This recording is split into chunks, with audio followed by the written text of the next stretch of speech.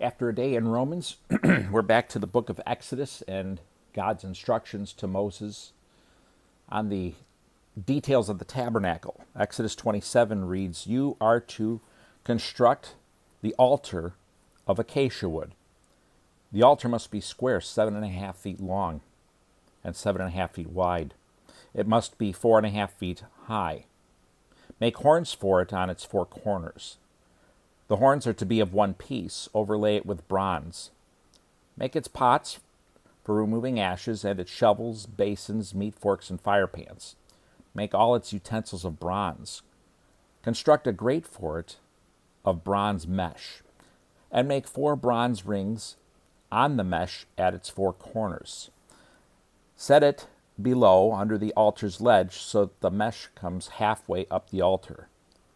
Then make poles for the altar, poles of acacia wood, and overlay them with bronze. The poles are to be inserted into the rings so that the poles are on 2 sides of the altar when it is carried. Construct the altar with boards so that it is hollow. They are to make it just as it was shown to you on the mountain. You are to make the courtyard for the tabernacle.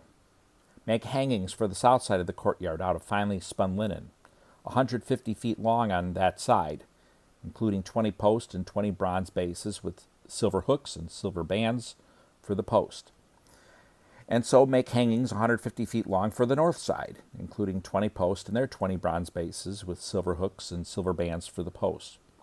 For the width of the courtyard, make hangings 75 feet long for the west side, including their 10 posts and their 10 bases, and for the width of the courtyard on the east side toward the sunrise, 75 feet. Make hangings 22.5 feet long for one side of the gate, including their 3 posts and their 3 bases, and make hangings 22.5 feet long for the other side, including their 3 posts and their 3 bases. The gate of the courtyard is to have a 30-foot screen embroidered with blue, purple, and scarlet yarn and finely spun linen. It is to have 4 posts and their 4 bases. All the posts around the courtyard are to be banded with silver and to have silver hooks and bronze bases.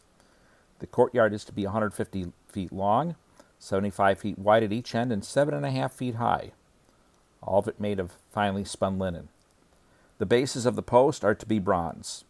All the utensils of the tabernacle for every use and all its tent pegs, as well as the tent pegs of the courtyard, are to be made of bronze. You are to command the Israelites to bring you pure oil from crushed olive for the light, in order to keep the lamp burning regularly. In the tent of meeting outside the curtain that is in the front of the testimony, Aaron and his sons are to tend the lamp from evening until morning before the Lord, and this is to be a permanent statute for the Israelites throughout their generations. Exodus 27. Thank you to everyone hanging in with me on these chapters. These are tough chapters, and I would encourage you, hang in there and don't skip these chapters, because first of all, you never know when there's going to be an interesting, I don't want to say that these aren't interesting. They're challenging, and the interest actually comes by digging deeper and rereading them and thinking upon them. But we're coming up to some events still, some historical narrative beyond the tabernacle, and some chapters coming up.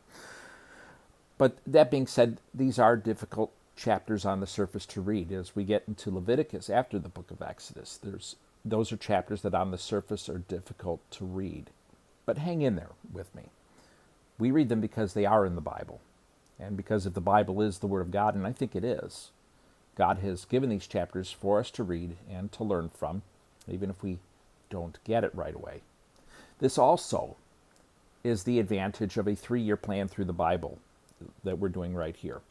If you're reading a 1-year plan, you might be reading 3 to 5 of these chapters in a day.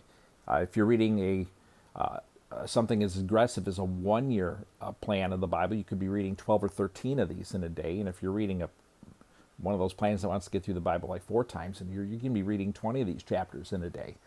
And I've done it, and in some ways I think at times that can be easier. But an advantage of this 3-year plan is it's 1 chapter, you get through it, and also then you don't come back to that chapter for 3 years. So this is a great way to break in if you've never read the Bible before.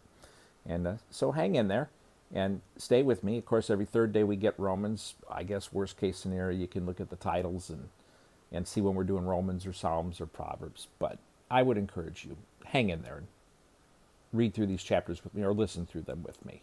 And that's why I'm doing this. That's why I'm doing this YouTube channel. It's because it's not easy for everyone to read this, but hopefully it's not too hard to hit play and listen to me read it. Thanks for joining me again, and we will see you tomorrow. I hope you have a blessed day.